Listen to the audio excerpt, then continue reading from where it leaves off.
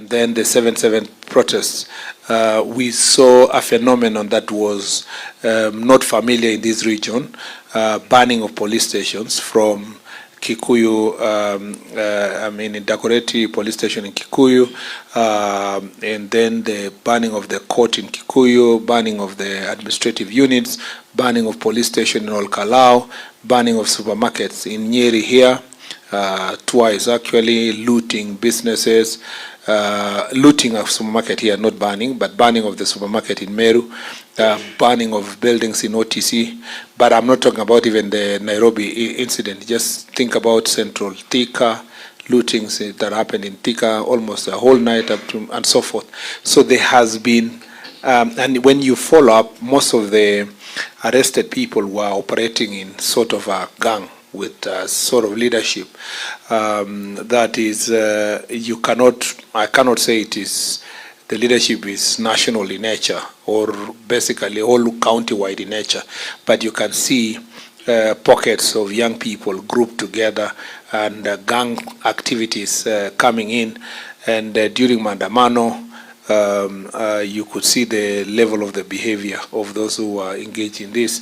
And in Olkalau, during our Jukwaa la Usalama, most of the people say that they weren't really coming from, they were coming from the next constituencies, counties, and so forth. So, and they came in lorries. For example, people were moved from Limuru to go and burn a police station in Kikuyu in a very organized manner. And you know, we arrested those people and charged them for terror.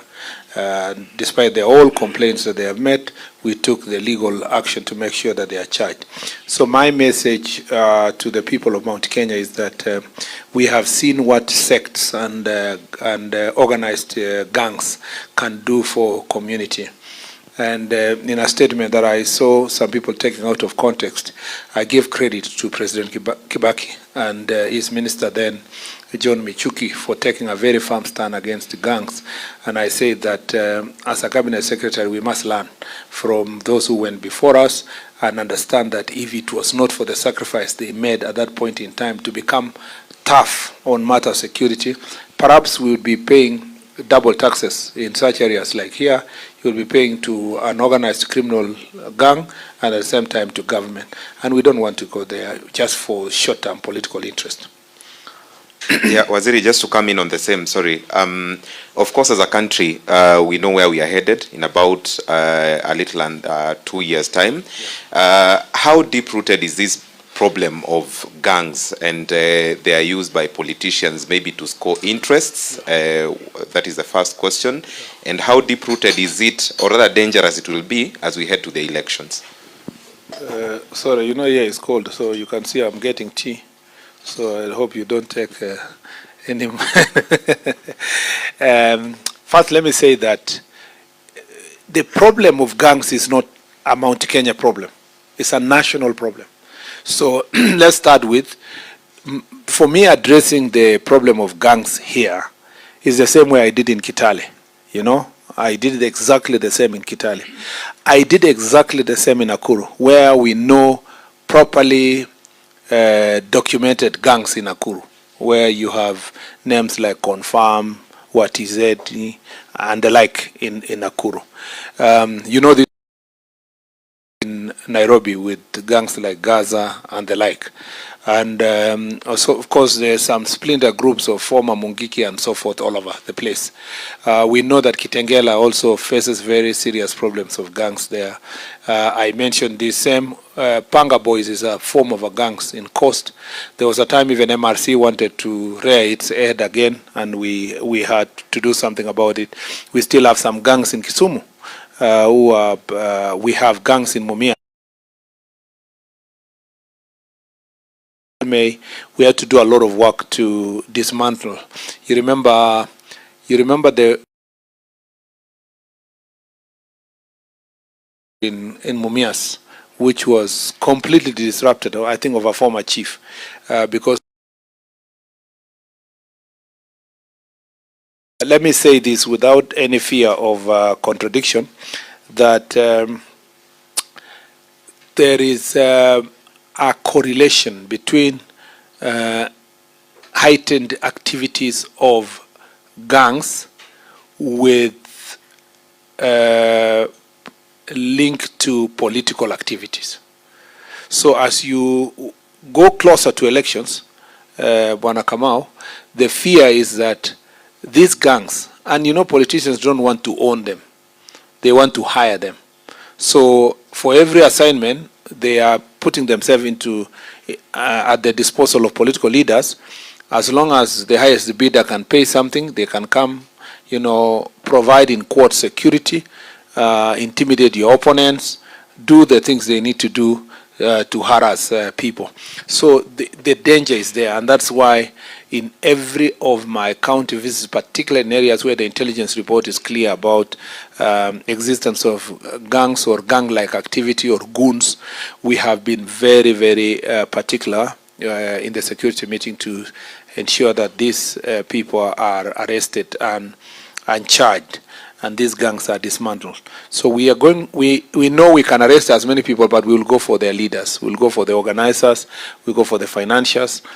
And as I was speaking to the chiefs today, I told them we owe it to future generation that we keep the country sane and we keep it together by ensuring that these gangs and goons are not operating freely. There's something that's going on there in Nairobi and Mavoko and the environment, which is not very right. But we have found also that in some of the places where they thrive, there is the support of the security officers. Some of the security officers are complacent.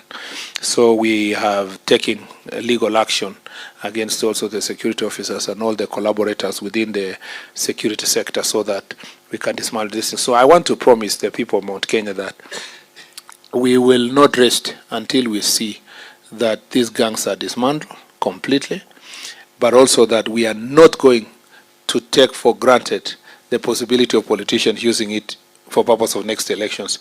And that's why we have to deal with it now. What I've told the chiefs is that in their chiefs barazas, they must have, because chiefs are locals, assistant chiefs are locals, they come from that community, that they must facilitate a honest conversation within the community as to what do the people want. Do the people want a place where politicians will pay some people, cause chaos, embolden them, and then after elections they become monsters that cannot be controlled within the community? So my message is to feel what the people go through and then to see how best we can reorganize the human resource for proper response. By the time I go to Nairobi, if someone tells me, oh yeah, there is still a problem in Nyeri, I know what it would be like if I stayed there for the last 4 months just waiting for briefs and making a phone call to county commissioner. So it's important for me to be here to have a personal feel of what's going. Waziri. Yes, Maina. This problem of gangs, I know you know it won't go away if you don't set an example. It's been months since the July protest, the June protests. We've seen a lot of destruction, including the law codes, as you keep on mentioning. But what are you actually doing to bring not only the perpetrators but even the masterminders, the planners, the politicians that you say?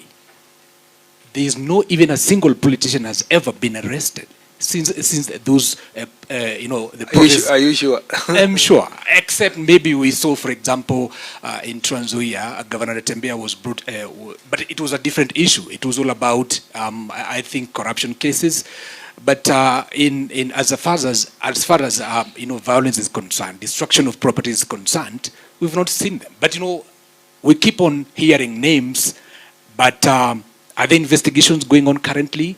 Are there politicians on police radar as we speak?